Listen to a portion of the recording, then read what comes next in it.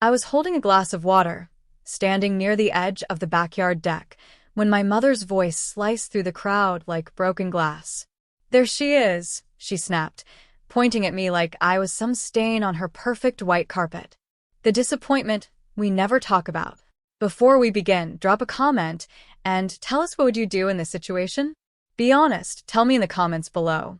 We read every comment. Let's begin. Heads turned. Laughter stopped. Even the soft jazz playing from the corner Bluetooth speaker faltered into an awkward silence. I blinked.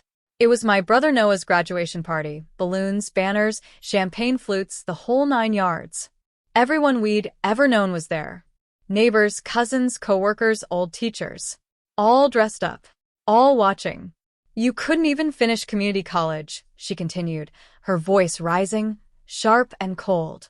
"And you have the nerve to show your face here like you're proud of something?" I swallowed hard. My fingers tightened around the glass. Dad chuckled. "Don't be so harsh, honey. It's not like she has any dignity left to lose." Then he turned to me, full of false charm. "Sweetheart, why don't you do something useful for once? Help clear the dishes. The real achievers are busy being celebrated." I didn't say a word. I just placed the glass down on the table beside me and started to walk away. "Where do you think you're going?" Mom spat. I turned back calm, even though my heart was pounding. "Home."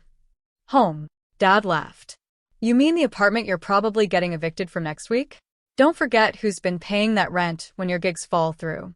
"Oh wait, that stopped too, didn't it?" Then he said it. Loudly. Proudly. "You're a failure, Kayla. A useless one." That's when he did it. He actually pointed at the gate and said, "Get out." I looked at Noah, my younger brother, the one they worshipped. He said nothing, just gave a sheepish look and turned away. So I walked.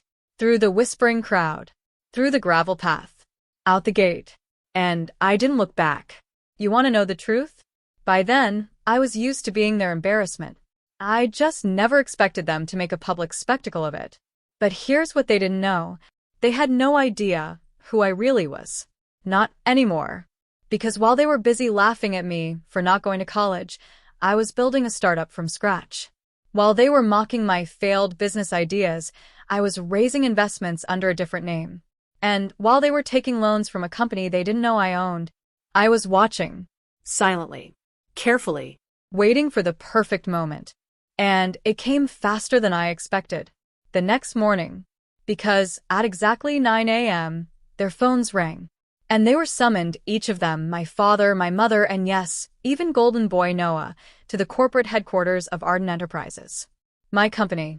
The one they worked for. The one I controlled. And when they walked into that boardroom and saw me sitting at the head of the table, their mouths didn't just drop. They shattered. They walked in laughing. I could hear them from the hallway before the double doors even opened. My father cracking some half-serious joke about firing someone today, Mom adjusting her pearls like she owned the place, and Noah's arrogant chuckle echoing right behind them. But the moment they stepped inside that boardroom and saw me seated at the head of the table in a tailored navy blue suit, legs crossed, hands folded calmly in front of the company ledger, the oxygen got sucked out of the room. Mom froze mid-step. Her heel wobbled like she'd forgotten how to walk. My father blinked 3 times like he was trying to clear a hallucination. Noah's mouth literally fell open. I didn't stand. I didn't blink. I just smiled. "Good morning," I said smoothly. "Please have a seat." "What the hell is this?" Dad muttered. "Is this some joke?" "No joke," I replied, sliding the employee files across the table. "Your department head recommended a mandatory review. And since the ownership structure changed last quarter, I thought it best I personally handle it." "You're not even qualified to be in this building," Mom snapped, still not sitting down. "Wrong again," I said, voice steady. "Actually, for the past 3 years, I've been the silent co-founder of Arden Enterprises. 8 months ago, I bought out the remaining shares." Noah squinted. "Arden, that startup from Austin? The tech one?" I smiled wider. "That's the one." They looked stunned. All of them. I pulled up the slide deck on the screen behind me. The company logo. Our global stats. The press release from last week where Forbes listed me as one of the youngest self-made executives under 30. And then I slid the final document onto the table, a copy of each of their employment contracts with termination clauses highlighted. "This is insane," Mom whispered. "You can't do this to us. We're your family." "Were you thinking of family when you humiliated me yesterday?" I asked, voice low but clear. "When you kicked me out like I was a stray dog." Silence. Cold, heavy silence. "I didn't expect loyalty," I continued. "But I did expect some basic human decency. And since I didn't get that, let me return the favor with full professional transparency." I stood now, straightened my blazer, let the weight of the moment settle. "You're all fired." "No," Dad barked, slamming the table. "You can't just walk in here and pull the rug out from under us. We built this department. I trained half the regional managers. And I respect that," I said calmly. "Which is why your severance package is actually more generous than most. But your tenure ends today. You'll be escorted out in 5 minutes." "Kayla, please," Mom said, voice cracking. "Don't do this. You're angry. You're upset. Just, let's talk privately, as a family."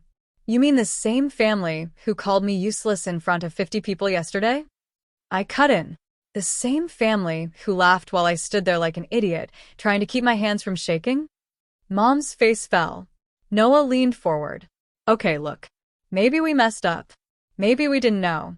But don't burn it all down. Not like this." Burn it down? They had no idea. This wasn't me burning anything. This was me building what they never believed I could. This was me finally standing tall on the foundation they said would never hold. "This isn't revenge," I said finally. "This is closure. You should be grateful I didn't have security drag you out before I even said a word." The room stayed silent as I pressed the call button. Within seconds, 2 HR officials walked in, calm and professional. "Escort them out," I said, without flinching. "Make sure they collect their personal items before noon." And as they were led away, my father glaring, my mother crying, and Noah speechless, I stood there watching them disappear down the hall. For the first time in years, I felt taller than the skyscraper we stood in. And the phone in my pocket buzzed. A text from one of our board members. "Kayla, that was legendary. You handled it with dignity. Let's talk about next quarter projections." I tucked my phone away and turned back toward the city view, and whispered to myself, I was never the failure. You just failed to see me. It wasn't always power suits and corner offices. No. There were nights I ate plain rice for dinner because I'd poured my last paycheck into building a beta app. There were mornings I woke up on the floor of my tiny studio because my mattress had broken, but I couldn't afford to replace it yet. No one saw those nights. No one wanted to. Least of all my family. They stopped asking what I was doing after I left college. To them, if there wasn't a diploma or a corporate job behind a desk, it wasn't real work. What they didn't understand was, I wasn't chasing validation. I was chasing freedom. And I was willing to bleed for it. I started as a freelance UI designer. Then I built a simple tool to help track projects across teams. That tool caught the eye of a mid-tier investor. We scaled. I coded. I pitched. I failed. I pivoted. I pitched again. I burned myself out and rebuilt myself every time. The turning point came when my prototype got adopted by a logistics startup. Their CEO called it revolutionary. 3 months later, I had a seat at the investor table. 6 months after that, I wore the founder badge at Arden Tech. I never used my full name on public filings. My last name was a shadow I didn't want looming over the brand. So no one connected Kayla Monroe, the CEO, to Kayla Hensley, the dropout who got screamed at over Thanksgiving dinner for not being ambitious. The irony? They all ended up working for me through a merger they didn't even realize happened. My company absorbed theirs and kept their contracts quietly under the umbrella of regional administration. They were just ants in a system I had built. And yet, firing them? It didn't feel like sweet revenge. It felt heavy. 2 weeks later, I got the email. Subject line: requesting a meeting from Dad. It was short. Kayla, I know you're angry. We deserve that. But I need to talk to you. Please. Just 10 minutes. Face to face. Dad. I almost deleted it, but something in me paused. 10 minutes. What could he even say in 10 minutes that could touch the damage they'd done? Still, I agreed. We met at a small cafe. Neutral ground. Quiet. Rain tapped the windows like it was listening in. He walked in wearing the same suit he wore to my brother's party, the one where he publicly kicked me out. Only this time, it looked older. Wrinkled. Tired. He sat across from me and looked down for a long time before speaking. I've been thinking a lot, he finally said. About what I said. What we all said. I didn't respond. He looked up. Your mother hasn't been sleeping. Noah's confused. And me? I'm ashamed. I waited. He took a breath. You were right. We never saw you. Not really. We saw what we wanted to see. And when you didn't fit that mold, we punished you for it. That was wrong. Still, I didn't speak. He leaned in. Kayla, I lost my job. My pride. My home. But the only thing I regret losing is my daughter's respect. My heart tightened because I wanted to believe him. But words were easy. So I asked, do you regret what you said, or that I had the power to respond? He closed his eyes. Both. And I believed him. But that didn't mean I owed him anything. I stood up slowly. Dad, I said, I didn't build my life to teach you a lesson. I built it because I had no other choice. He nodded. I know. I'm not here for revenge. But I'm also not the same girl you dismissed. I see that now, he whispered.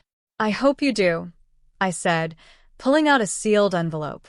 Because this is the last thing I'll offer you. He opened it. Inside was a job offer.